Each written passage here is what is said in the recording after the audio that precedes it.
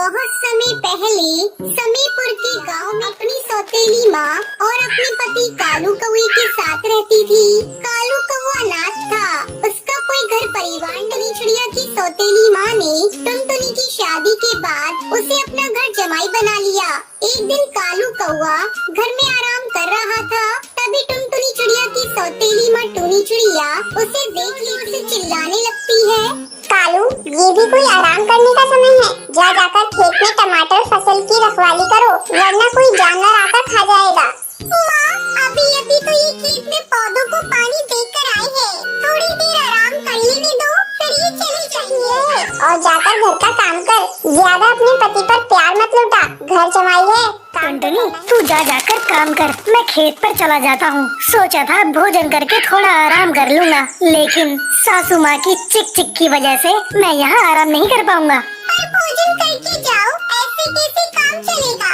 नहीं टुनटुनी, सासू माँ की बातों से ही मेरा कौवा खेत पर टमाटर की रखवाली करने चला जाता है। टुनी चिड़िया दोनों पति पत्नी को बहुत सताती थी। थोड़ी देर बाद टुनटुनी घर का सारा काम खत्म कर जाती है।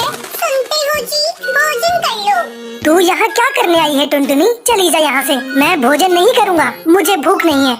इतना गुस्सा मत करो जी, अगर तुम भोजन नहीं करोगे तो बीमार पड़ जाओगे। माँ दवा के लिए पैसे भी नहीं देगी। कालू टुनटुनी की बात मानकर भोजन कर लेता है और वहीं एक पेड़ की छांव में आराम कर उस खेत में आता है। अरे वाह, इस खेत में बहुत ही लाल लाल रसीले टमाटर लगे हैं और मुझे भूख भी लगी है। जादूगर कौवा टमाटर खाने लगता है और फिर पेट भरने के बाद वहाँ से चला के खेत में टमाटर की फसल को देखने जाती है।